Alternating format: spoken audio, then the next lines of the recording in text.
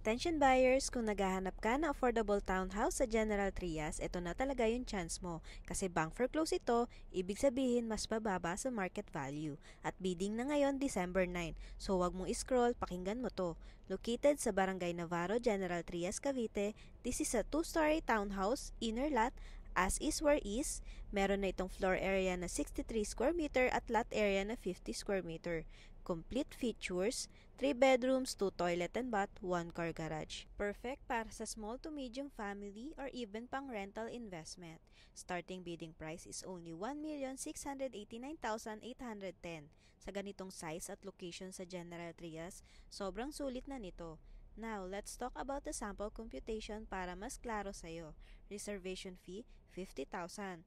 10% down payment equals 168,981, less reservation of 50,000, net DP 118,981, payment up to 4 months installment.